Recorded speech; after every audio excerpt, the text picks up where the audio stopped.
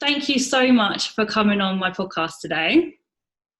Thank you, Katie. Thank you for inviting me. You're very welcome. So obviously you guys are in Dubai, so I'm so excited to be able to talk to you because obviously everything is so different in every country. Yes. Can you explain, well, first of all, introduce yourself and tell us what you do? Okay, so my name is Ruksher Malik. I'm the owner and partner of Pastels Beauty Salons in Dubai. We have 3 branches, and we've been in business here for 15 years. Wow. And yes, but before that, I mean, I've been in the industry now for 30 plus years. But in Dubai, I've been 25 years, and I was working with my business partner first for 7 years before I decided I wanted to do something myself. And then I offered him a partnership or competition, and I think he chose partnership. Oh, I love that. Oh, so that's so good. Yes, and I did my hairdressing training in London when I was 18 and was there for 3 years. Came back to India, where I am from, and my mum actually has always been very particular about her own hair, always. And always in India, in those days, there was really not trained hairdressing. So she used to go to Bombay every time she needed a proper haircut from somebody that had been properly trained. So when I decided to do hairdressing, she said, "You're not doing any of those short courses, 2 months, 3 months. We've got to do the beginners, the advanced, everything. I don't want." So we're investing a lot. So you better make sure it's something you want to do. And, yeah, so that's how I got into hairdressing. And then I ran a successful salon there for 7 years before we moved to Dubai with my husband's job when we had my first daughter. We've been here 25 years now. Oh, okay, so the reason you moved to Dubai was because of your husband then? Yes. So I was very, very busy. It was a one-man salon. It was one-woman salon, should I say.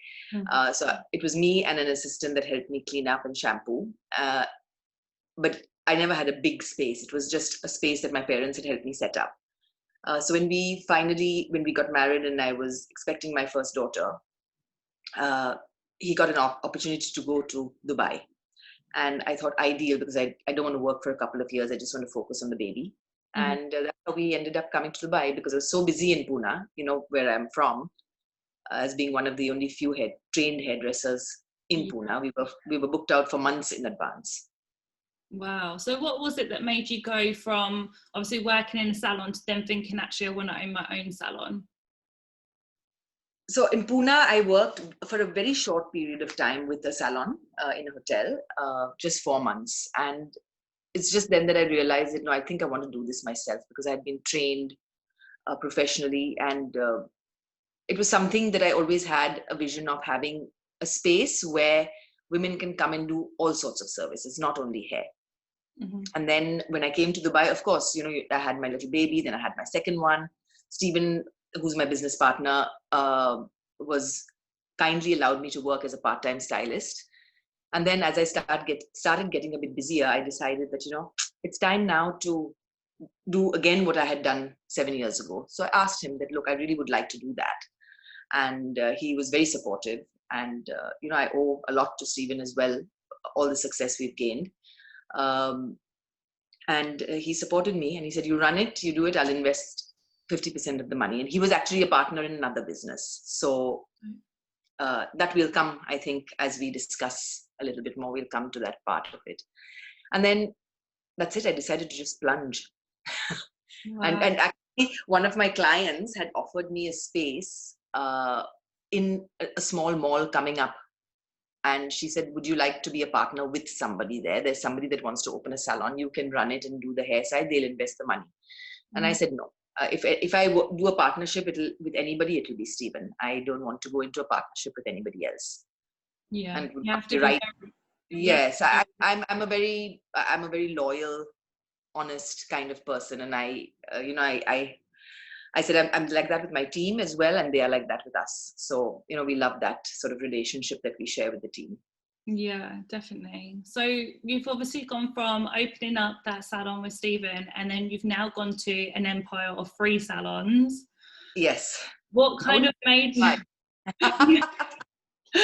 what made you kind of go to open the second and then the third? Like, was it about timing? What what was your reasons for opening more, and when did you feel that it was right to open the next one? How much time do we have? Yeah, as long as you want. So, okay, so when we opened up first, so like I said, I was offered the space through a client to partner with somebody else, and that's what actually got my mind working, that it's about time. I think I really want to be doing my own thing. And then another client that was actually a very, very regular client of Stephen's for many years, that I had started doing her hair, and she said to me, there's a great opportunity coming up in a mall where they're going to have a spa and they require a salon in there, which was the Oasis Mall. Would you like to open a salon? I said, let me ask Stephen. And then I asked him, he said, yeah, I'll do it. And it was small. It was a really tiny space, 4 chairs and one waxing room, a little kitchen, and that was it. And we were and it was an ideal sort of setup for me to sort of put my toe in the water, if you like, to make sure, because we didn't have a lot of money or anything. I literally used my husband's gratuity, because he had then left his job that we came with, and he had moved on to another job, and we used his gratuity. Stephen invested part, and we set up in the mall. Very quickly, within I think 3 months, it became really busy, and the relaxation room was not occupied. So I requested if we could take over that room, and they did allow us. We took it over, and literally we had set it up, I think by July or August, and in September of 2004, the mall burned down. Oh, wow. Yeah. So when that burned down, I mean, I still remember that vision of one of my first stylists that I'd employed, Shakira, standing with me outside, and we were just looking at this mall. So, oh my God, there goes the salon. What do we do? Oh, and then I had 7 staff. So I had 7 staff that I didn't know what to do with. What do I do now? Where do I go? So at that time, Stephen still had his the hair shop, which he was a partner with somebody else at the Hilton Beach Club. And he said, look, you guys just come here between this Hilton and Hamid's shop, which is where his other partner was. We'll split the teams and you'll work. So what I did is I asked the team, look, guys, I'll help you look for another job.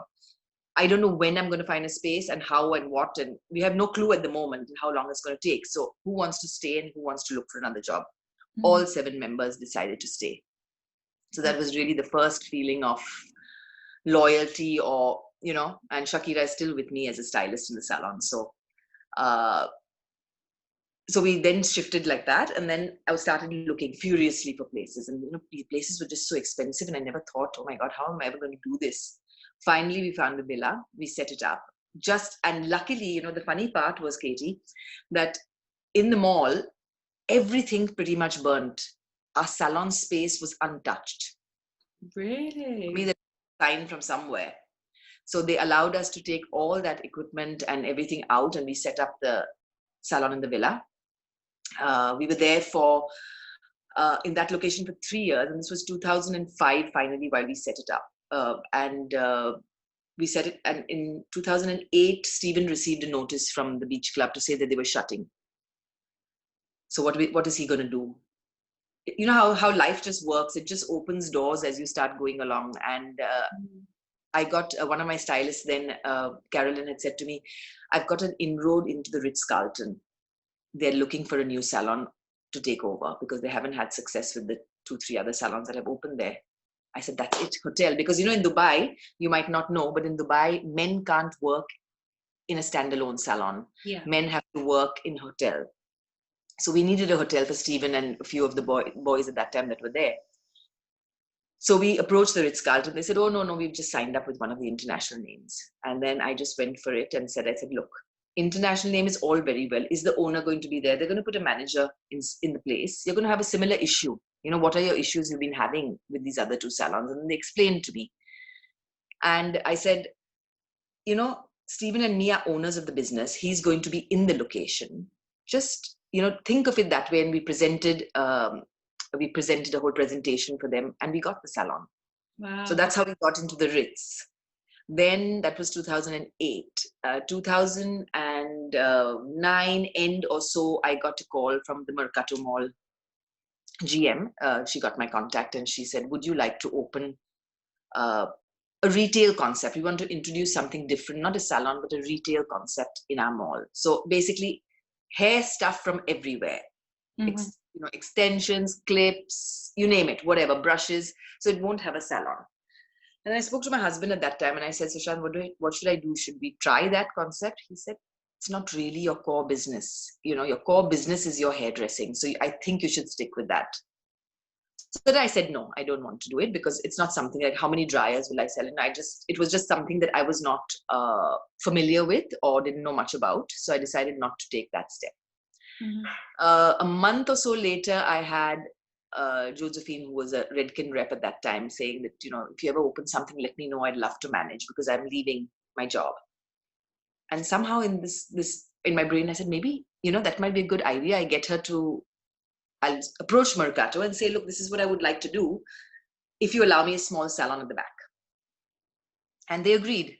So that's how my Mercato salon opened. Wow. Isn't it funny how things just fall into place like that? Absolutely. Absolutely. Yes. What a wonderful story. That's so good. Yeah. I'll have to come and visit because you have to.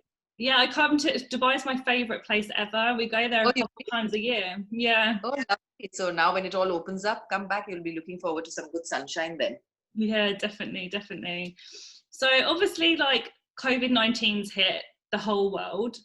Yes. How long did Dubai have to close for? I mean, we haven't really heard much about Dubai over here. So what was it like over there, and how was you feeling about the salons closing?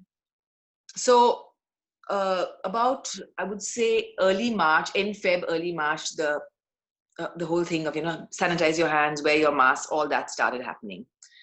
And then world over, you saw the news of places shutting borders, doing stuff like that. And then it started getting a little bit worrying. Obviously, you know, are they going to do that here or not? And sure enough, that happened. The borders closed, and we were told that on the 26th of March, we'd have to shut the businesses. And we had to shut them. There's no choice. It was a very uncertain and unknown area of suddenly, and who had ever heard of something like this? You know, never in our lifetime have we ever dealt with a pandemic like this, where you suddenly say, oh God, everybody shut down, lockdown, you can't go out. It's almost like one of those movies, you know, you feel like you're in a movie where everybody's locked down because this biochemical has been released or something like that. So it was an unreal sort of feeling. Of course, the first situations were, what are we going to do? How long is it going to be? We were given 15 days at a time. And I must say it was very well managed, Katie, over here. So we got very clear indications of the lockdown timings. We were not allowed out at all of your compound anywhere, only for supermarket. No, not at all. So if you're in your apartment, you had to be in your apartment. If you wanted to go to a supermarket, medical, anything like that, you needed a permit. So there was a very quick online permit they came up with, and you had to give a reason why, and you must have that permit when you go out. Wow. So yes, so we had that. Quite crazy. But we had to do it, you know, and during that time, of course, I spent a lot of time. There was so much suddenly, you know, our industry is such a fabulous industry when you think about it. Everybody, all the big names in hair and beauty came out and started doing all this amazing free training that, you know, I was like, my husband said, I've never seen you busier. From morning to evening, I would be on my laptop or Zoom, listening to some webinars, learning stuff. I decided at that time, it's no point worrying about something that I can't control, right? So as a thinker, I'm a very positive thinker, and I always believe when something happens, something better comes out of it. My life has actually proven that in so many ways. And I sort of said, you know, whatever it is, I mean, how many years of successful business have we already had? So few months, 6 months, whatever it takes, we don't have it. It is worrying because cash flows, etc., you know, you need to have, because your staff, I have now at the moment, we had 90 staff, but over the last couple of years, lots of people have gone back to their home countries. And I have now about 83 staff. 83 staff? Yes, across the 3 branches. Yes, so that's, you know, that, then you think that you've got 83 lives to look after, and we are like family in the salon. You know, people have been with me for 15 years, right from day one, 12 years, 10 years. So for me, it was like, wow, you know, 83 families we have to think about. It's not about just shutting the shop. I have to feed so many people and their families. And Natalie, who's my creative director and general manager, she's also been with me about 13, 14 years. Huge support with this kind of stuff, because she's also of a similar mindset to me. And, you know, she said, it'll all work out. So don't worry. Step by step, we'll do things and we'll plan it. We don't know how Dubai is going to allow us to open, right? We didn't know at that time. What is it going to be? Is it going to be a month, 2 months? We didn't know, no idea. Yeah. Because 2 weeks went on and then they sort of extended the lockdown for a further 2 weeks. And when that happened, there was sort of a little bit, because little rules had started relaxing, small little rules. It was during Ramadan that this happened, which is the fasting month in Dubai before Eid. And we were 12 to 7 timings were given to us at that time when they announced that on the 26th of April we could open. Mm-hmm. And then, so just before opening, we got little sort of feelers that there may be an opening. So we did a lot during that 1 month. I just told all the teams, because everybody was worried naturally. Lots of our staff, Katie, here are not there with their families. A lot of our girls from India and Philippines are not with their families. They are here on their own, working, sending money back home. Yeah. So for them, and they live with sharing accommodation. So it's a small space to keep them motivated through that time. I used to send videos every few days of me talking, rather than having a big Zoom chat where everybody's, on mute. I decided to send little videos of myself, motivating them, telling them what to do, sending them training. Then we'd have a Zoom every now and then to catch up, to keep them informed of what's going on.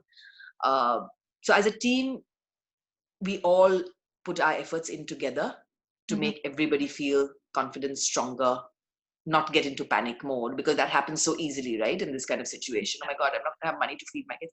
I said, guys, don't worry. We're here. We'll look after you. Whatever needs to be done has to be done. So, let's focus this time. Let's use it positively in educating ourselves and making our futures better. Time that we haven't had.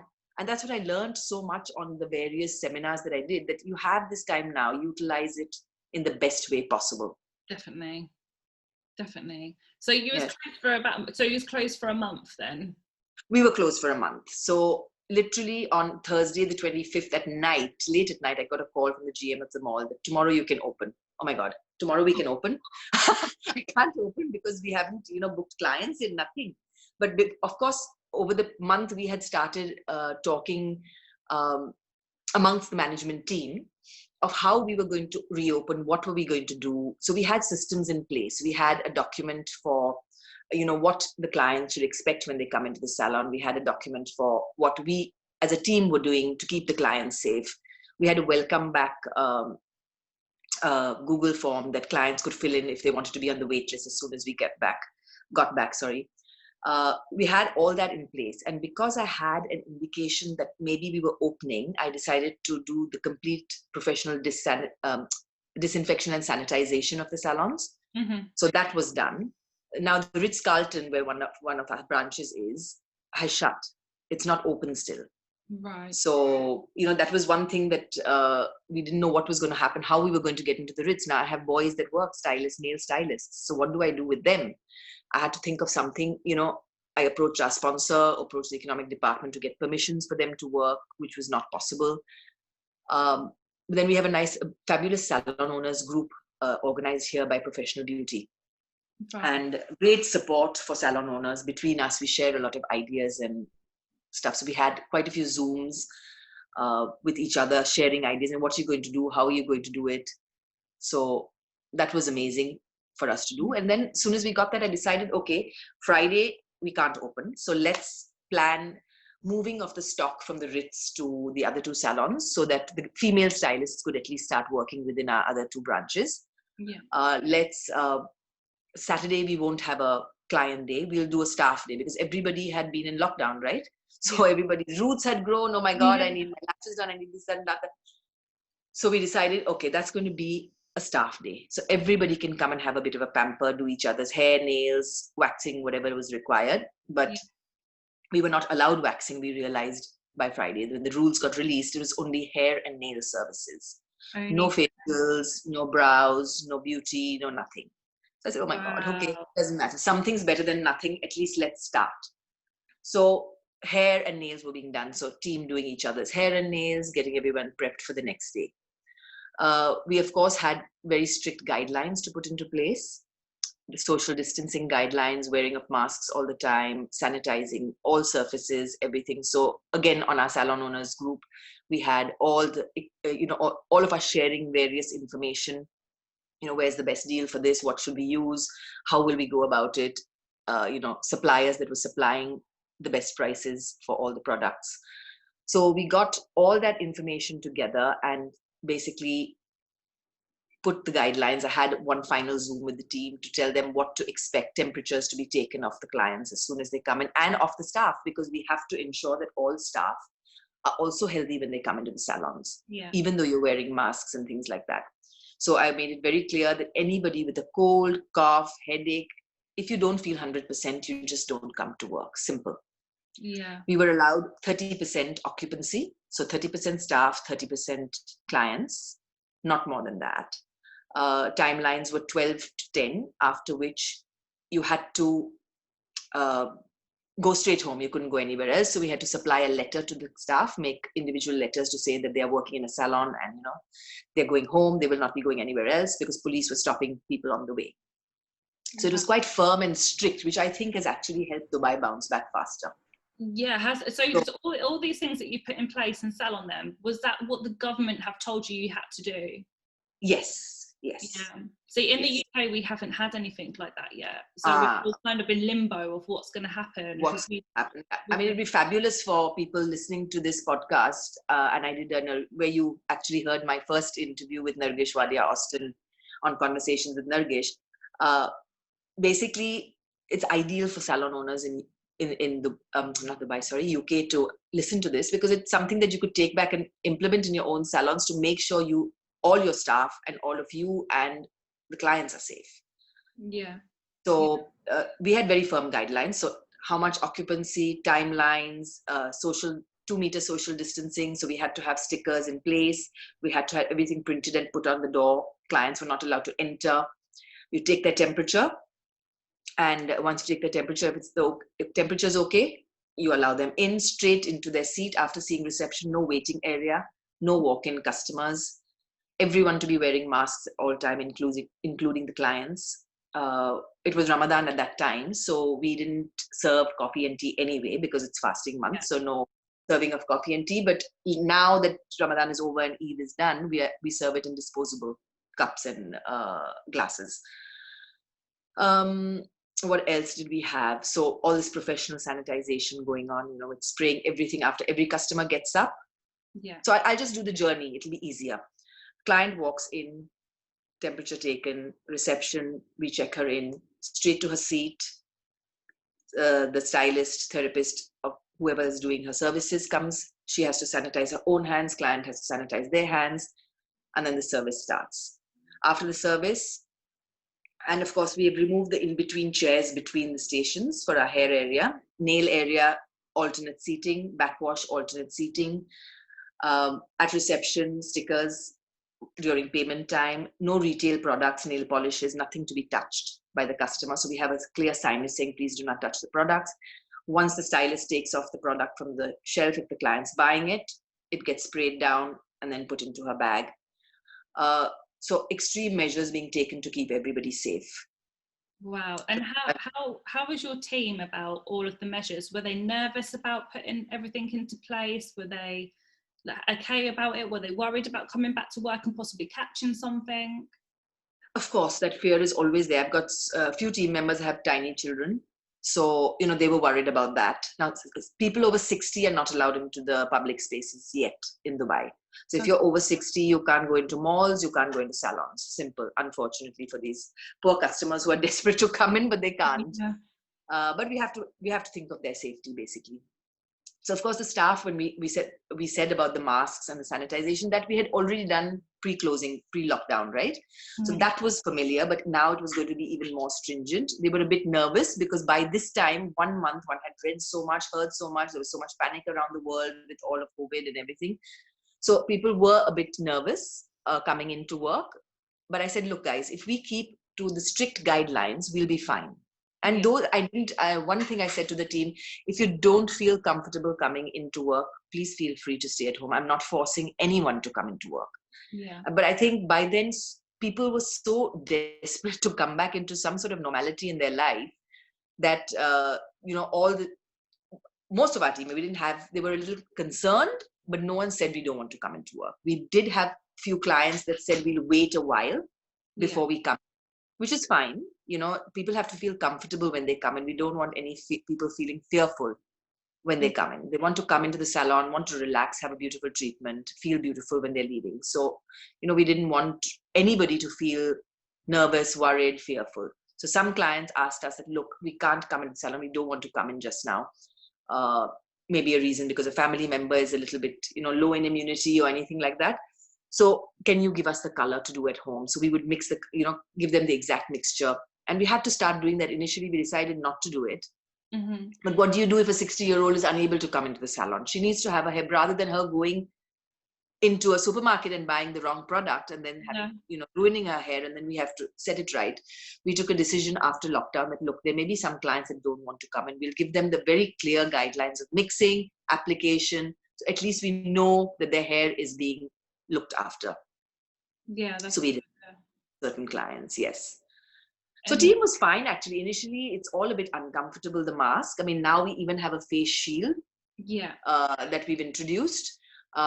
We had an incident. So Ritz and Jumeirah, Mercato and Jumeirah opened. Ritz opened on the 10th of May. I contacted the GM and said, look, when are you opening? Are you opening at the end of May as per the original plan? He said, to be honest, I don't think so. So I said, is it not possible for us to work in the salon since we are permitted? He said, but I can't put on the AC for you guys because it's the whole wing that has to have, and that's 2,000 dirhams a day for the AC. I said, oh my God, that's insane. He said, but what about a portable AC? Because we were thinking of doing that for a Ramadan tent. I said, fabulous, give me the contact. And he literally gave me this, I think on the 7th. On the 8th, I got the men in to measure up the space and let me know quotation. 9th, they installed. 10th, we opened. Wow. Yeah, because my poor male stylist, Carl and Stuart and Stephen, who's my business partner, what to do? They were going stir crazy at home. Yeah, so we've been locked down for, by the time we're allowed to go back, which hopefully will be July, it'll be 3 months that we've been off. Oh my God, crazy. 3 months. Wow, we've been really fortunate and lucky. Yeah. I think also Dubai is much smaller, right, Katie? I mean, the UK is such a huge, as compared to the UAE, it's much bigger. Yeah, so, with our government, I mean, they've been great financially, but they took a long time to be able to shut us down. And then even when they did put us on lockdown, we were still able to go out exercising and go into the shops and stuff like that. So it wasn't as strict as Dubai. And if it was, then things might have sped up. I think it'd be easier, yes. But, COVID is here for a while. So much has evolved from that 1 month of being in a lockdown of what COVID was and what people are doing now with it and how we are going to go with it in the future. Yeah. So that's how I've learned now. Since the 10th of May, my Ritz-Carlton branch opened. Fabulous. Everybody's in there. On the 21st of May, I get a call from one of my team members that she has come in contact with somebody that has tested positive. So, oops. I called the hotel and I said, look, this is what's happened. I think I'm going to close for 2 weeks because 14 days is the guideline because I don't want, anybody to be in any kind of danger or risk of catching it. So all staff is going to be isolated and tested. We had to do that. And we are opening now again, reopening, shall I say, on the reopening on the 6th of June. Oh no. Yes. So we unfortunately she tested positive. She's fine, no symptoms, and she's absolutely fine. No. So after that, while that whole process was going on with the Ritz, we contacted clients, we sent out emails just to let them know that, look, this is what it is. This girl came in on so-and-so day. I can't tell you how fabulous all of the clients have been. Really? Thank you for letting us know. So supportive, it's you get worried that, oh my God, are they going to get upset with us that we've done something wrong? But you know what? It could happen just by you going into a supermarket. Exactly. So how do you, we were sanitizing, we were doing everything. Anyway, now the salon's been fully, according to our DHA and Dubai municipality guidelines, DHA is the Dubai Health Authority, we have to sanitize it in a particular way after, in case you've got a positive patient there. Okay. So we've done that already. And then I decided to speak to my doctor. I said, look, I need to get some, I can't, it could happen again. What do you do? Keep shutting salons, opening salons? It's crazy. So she said, you know what? The thing to do is put on a face shield as well. I would advise. It gives you the extra protection. If you're sanitizing your hands, and even if you're wearing gloves, gloves is not ideal, but if you're wearing gloves, wash with hot soap and water for the 20 seconds as per given, instructions of the way to wash, sanitize, mask at all times, and social distancing. These are the three most important factors. Not sharing food. This is another thing we found out, that, sharing food. So it's so like natural. Somebody's having some biscuit chips. Oh, let me have some. You take some out.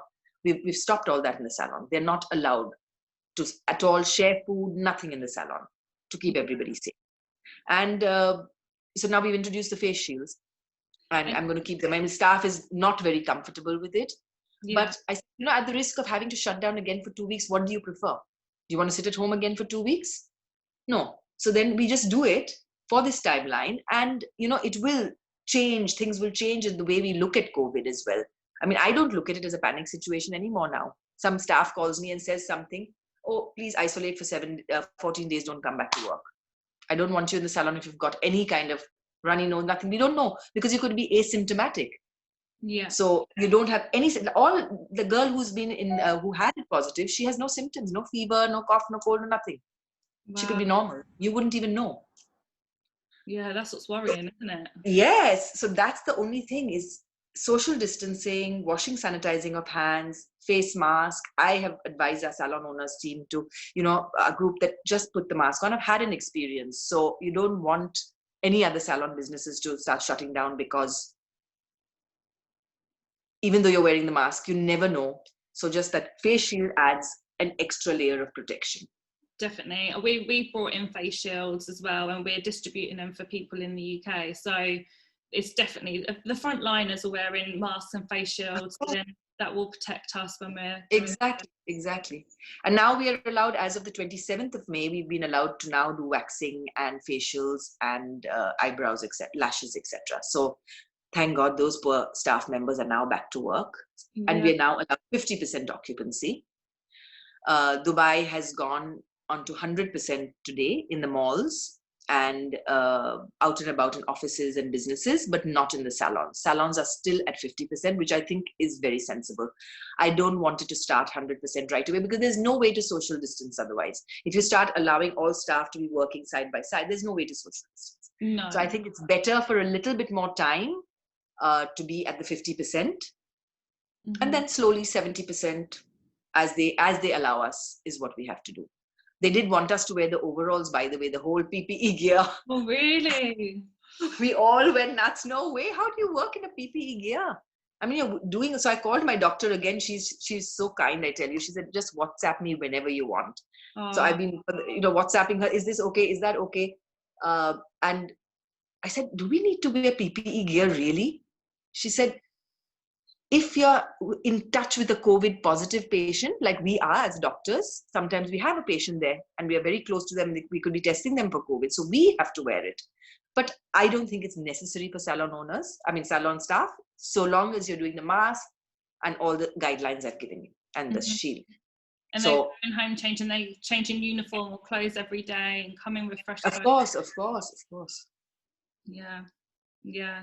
Wow. So what does it, do you think that business is going to bounce back absolutely fine for you? Obviously it's like not fully booked because you can't obviously have all of your team in there. That's obviously going to have a knock-on effect. Like, how are you feeling about that? So basically, Katie, obviously that initial bounce of plenty of customers coming in was, the rush of customers coming in was, wow, lovely. Come on, business, let's have it. Even at 30%, it's fine. Come on, everybody come in. And but then that initial rush, when it settles, then you get into a more steady mode. We did have quite a few days, especially in our mall location, because it's in a mall, lots of customers were cancelling because they got nervous last minute. And lots of people said, no, we don't want to come into the mall. Even the mall was 30% occupancy as well. So that particular branch, we did have a little slowdown there, more than the other two. The other two have been fine, in the sense that clients have been coming in, the stylists are fully booked, the nail girls are fully booked, because obviously we're at 30%, now we're at 50%. So we had that initial mad rush, and now it's at a steady pace. Some days it does go up and down when there's suddenly maybe a spike, because Dubai Health Authority has an app that you can track the COVID cases so when you see the spike going up, everybody may be saying, oh God, better not go out today. So everybody's nervous. So we do have cancellations coming in sometimes quite a bit on certain days. But other than that, we've been managing. Luckily for us, our cash flow in our business was there a bit so that I can pay the staff. We were paying them because we don't have the furlough system like the UK has. So, wow. So you had to do everything on your own? Everything on our own, yes. So we've, so what I did is people that had annual leave and public holidays pending, we've factored that into their salaries. So they get, if they're working only, say, 10 days in the month, because we have to do a team A, a team B that comes in. So this team comes in one day, another team comes in another day. Mm-hmm. So, their income, of course, has gone down also to half, if not less, 30%, because, what do you do? So we decided to start paying them their annual leave. So I said to them, I'll pay a bit in April, I'll pay a bit in May, and then we'll see what June brings. Now, as it gotten busier, most of them have finished their leave now, payment. So as it'll get busier, it'll be fine. I'm hoping that things, and luckily not much travel. So generally July and August, Dubai empties out, right? Because everybody goes back home. Yeah. So this year, fingers crossed, we are hoping that everybody's here and wants to come into the salons. So we get up to make up for that lost time. Definitely. How have the customers been? Are they okay? Like, do they wear masks, the customers as well? They have to. In Dubai, you cannot go out of your house without a mask. If you're driving, you and your husband in the car, as an example, you have to both wear masks. Wow. More than 2 people. If you're single in the car, no need for a mask. More than one person, you need to wear a mask. Go into a supermarket, you have to wear. So they have to come into the salons with the mask. So we ask them to carry an extra mask in case they're coloring their hair and it gets messed up. Mm-hmm. So they carry an extra mask. We have had some clients that take it off. We have to go up to them and say, look, please, it is the guidelines. We have to stick with the guidelines. We will be fined if we have an inspection. And they are doing more inspections, mystery shopping, because so many salons were closed initially when they started doing the waxing services without being permitted, because they were sending mystery shoppers in to check. Yeah. Big How fine. are the facials working then? If you're having a facial, you're still wearing a mask? No. So now that's just been released in this latest 50% sort of rule, that of course you're wearing, the staff is wearing the mask and the shield. Yeah. So during the facial, the mask is allowed to be removed. Okay. So like if you go to a restaurant, no mask while you're eating, keeping in mind social distancing. But for the facials, waxing, brow services, has to wear the shield and the mask. Wow. And avoid, so what we've told our staff as well is avoid talking to the client while you do the consultation, while she's got her mask, you've got your mask and shield, and then say, while I'm doing the service, I will be able to talk. And is your team social distancing from each other, or because they work with each other, are they allowed to be together? No. Social distancing in the staff room, so many people. In our rich staff room is smaller, so not more than 2 people. In our Mercato, the same way. The Villa Salon is bigger kitchen, so we allow a certain amount, and they have time to go in for their lunch and their breaks, and we have to keep an eye on that. Because they were all sitting and having initially the coffee, and you don't think of these things, do you? Like, sharing your lunch, or you want some of my salad, have some. And our salon is an eating salon. Everybody loves to eat. So you pass by, somebody's having something, you take a dip in and have it. So, that's the culture we have in the salon. Everyone shares their food, and it's a very family-like atmosphere, even me included. I mean, I go in and dip into the girls' food and stuff like that. But we've just stopped that just now because we've had a situation, right? So you don't want to take any chances. Nobody, you bring in your lunch in your box, in your locker. Don't leave it lying around. No using the salon cups and things for your coffees and teas. Keep your cup in your own locker. We've just been very, very firm. Do you think that it will start relaxing and go back to normal life, or do you think this is going to be the new normal? Oh my God, I hope not. I hope not. No, I think it will eventually. See, the thing is, it's something quite new and uncertain, and there are cases popping up even now. They say China again. It's something we're going to have to live with, and I truly believe that once you need to get it, and then you're sort of built an immunity towards it. Then you have the antibodies to fight it, right? Yeah. So I truly believe that, I mean, if you're a person that's ailing already and has immunity issues, those are the people I feel need to take extra care. Mm-hmm. People like you and me that are healthy, have great immune systems, eventually you will definitely get it. I feel everybody will get it at some point, and then you'll build up the antibodies for it. I don't think it'll be the new normal. No, it's definitely going to have to change. I've said that out there, put it out to the universe. This is not life, and this is not what we want to be. We want our freedom back, please.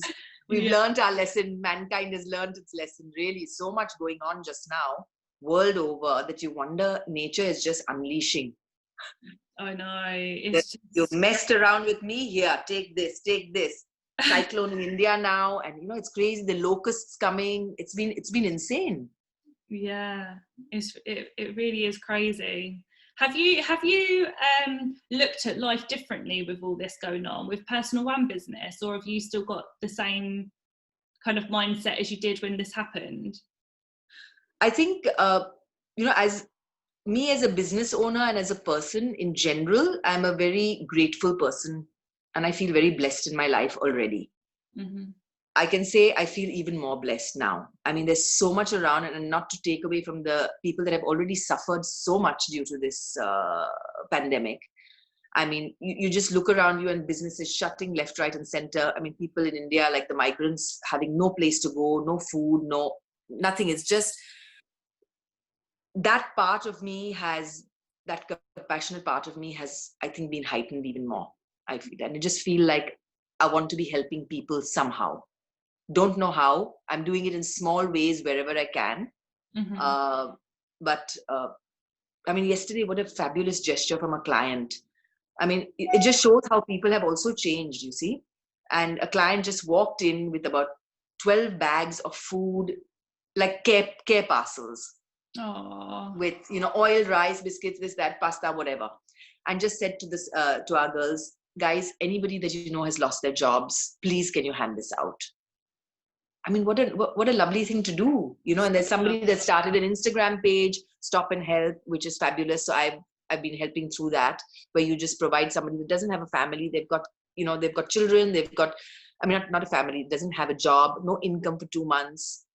Where are they going to get their food and stuff from, right? So I just decided that, we help where we can. Yeah, definitely. And our team members have their own families, and you try and help as much as you can, really.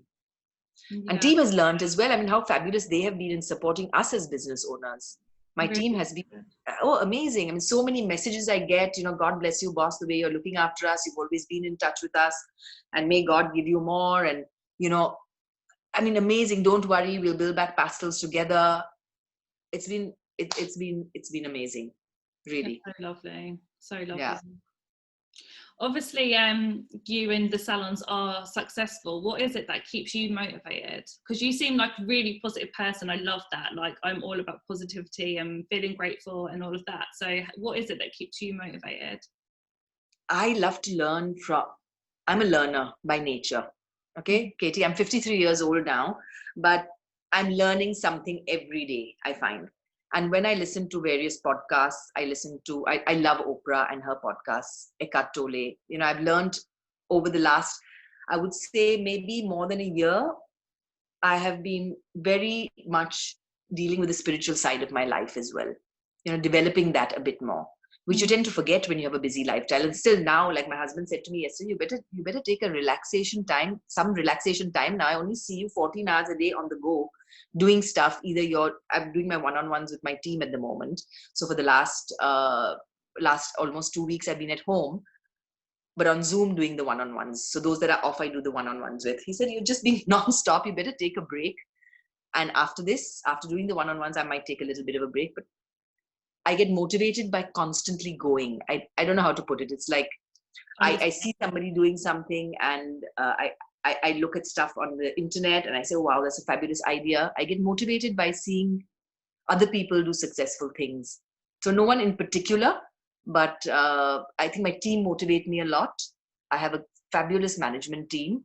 So when they come to me with ideas, like Lauren, Natalie, Vesna, of doing things within the salon, or ideas, that motivates me, and we get things going. And they call me the road runner at work. So, oh God, Georgie, one of my stylists, one of my top stylists she used to manage, she said to me the other day, I put it, we have a small group between 3-4 of us, and a WhatsApp chat. And she said, boss, you really need to take it easy after this. You've been dealing with this rich situation. Take some time off to chill out. I said, yeah, I think after my one-on-ones, I'm going to just tap out and not be in touch with anyone. And then she sent a laughing emoji saying, she laughed and laughed, lots of laughing emojis. Oh God, help us when you come back. You'll be on us then for the next thing. So yeah, I just get motivated by achieving, really, and it doesn't have to be achieving money. I just feel happy seeing people happy. So I love it when my clients give fabulous feedback on the team. So I'm not styling anymore that much on the floor, Katie. Mm-hmm. I do few clients. No, I don't style that much anymore. I stopped styling maybe about, not completely. I do 3 days in the week, just a few clients. And these are just the few clients that refuse to move on to somebody else. And eventually, the other day I passed a hint to one of them, and she's been coming to me from India. Can you imagine? And she moved to Dubai roughly the same time. So 30 years I've been doing her hair. I said, aren't you bored of me now? I'll recommend you to someone. She said, no, absolutely not. And then you feel bad. Somebody's been loyal to you for so long. I mean, you can't not cut their hair or color it or whatever they want. So I said, okay, till I can keep going, till I'm doddering. Maybe you got to start looking at a younger stylist now. Absolutely not. She refuses to accept that. So, okay, so I do a few of those clients, but I'm thoroughly enjoying the management side of the business now. And I have done a few. I'm not trained in business at all. So when I started, I went from finishing high school directly into hairdressing. So no business background at all, but I've always been good with numbers. So that's something that has, helped me stay profitable, I think. But really, if you now look at the business studies that I've done, I did one with Adil Santi, Susie Santiago. I did a business masterclass with her. Then I've done Nargish's many courses. I've done Jessica Crane's 3-month. Did you? Yeah. So we did that, and it's every single course has taught me so much.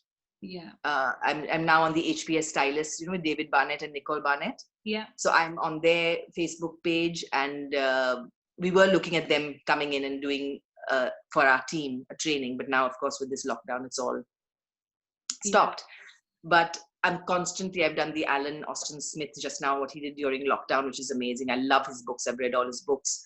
So stuff like that, I'm constantly learning something, and with no business training, but one has managed. And now when you look back and you see stuff, you say, oh my God, I used to do it like that. How did I ever manage? But it's come through. Definitely. That's so good. So what's next for you and Pastels Salon? So to keep going, really, we had the opportunity to open a 4th branch a few years ago, which I decided not. No, first we got the opportunity. We started the work for it at the Polo Club, and they had to stop the process because the Address Hotel burnt, and they wanted to direct their finances there. So that went through, and then didn't go through. And then I thought to myself, I think it's good that we've got 3 branches. Let's focus. And by then, the economy had started changing again in 2017, 2018.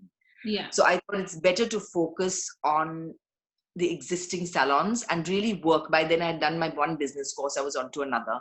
So I really wanted to use those tools that I had learned to implement them in the business to really get the business up to a fabulous level. That's good. So at the moment, now with this new situation, once it's over, we'll see. Let's see what brings. I never close any doors. I love to keep all doors open and at least sort of go in and have a look at what's on offer. And if I feel it fits into the plan, then we'll do it. So I'd never say never for anything. Let's put it that way. Yeah. Everything right now is just keeping business afloat, isn't it? And just getting on our feet. That's what we've got to focus on now, and thinking of something that, because we have learned so much also during the lockdown, is everything's gone online now. I mean, look at this, us two chatting. I mean, my one-on-ones is online. There's so much, and we've just started launching. That's our next thing, that actually what we are doing is setting up an online shop on our website. So that's something we've decided. I wanted to do it a few years ago, but then then I thought, no, don't want to do that. Let me wait a while. And then when this whole situation happened where clients wanted products, we have BGX here. You have BGX in the UK as well. Yeah. And BGX is fabulous. I mean, they literally by Uber, take your products to the client's door within an hour. Wow. We had such a lot of sales during lockdown because so immediately that happened, they contacted me. They've been also fabulous support. And I contacted L'Oreal because we are a L'Oreal salon, and all our suppliers said, look, give me a consignment stock to keep with BGX because the salons are closed. We can't get in there. Nobody can go. But they have their courier Uber service going out and doing this. So our suppliers were fabulous supporting us as well. And so they gave us the consignment stock. Whatever's not sold, we can return. So. Wow. What's it like having a business in Dubai? I think it's really quite easy. Sometimes you look at certain rules. You have to go into business with someone that lives there, don't you? It's a local sponsor. Okay. But a professional license doesn't need him to be a partner in any way. So basically, my local sponsor, I just give him an annual fee for being my sponsor, and that's it.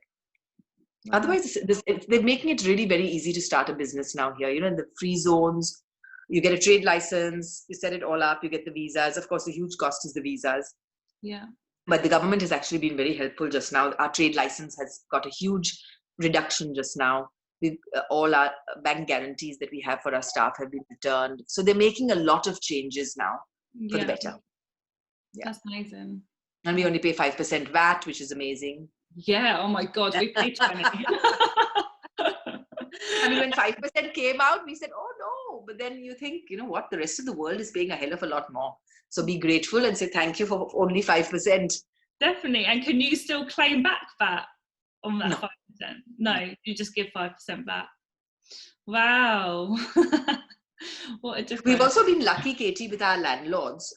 Like the Ritz is not charging me rent while they're closed. Mercato has given us 3 months rent free. My Villa Salon haven't gotten back to me yet, but I'm sure my next renewal is in early October. And I'm sure he'll take an amount off at that time, for sure. Yeah. I'm so glad you guys are okay and you're back up and running in business. Yes. I wish you all luck to set up yours also. Please anyone feel free to reach out. You know, if you require any kind of tips or advice, I'm happy to help. That's so kind of you. I really appreciate you coming on. It's been an absolute pleasure talking to you. Thank you. Thank you so much for having me on. Lovely to meet you as well, Katie. You're very welcome. Good luck and stay safe and healthy. Thank you. Bye. Bye.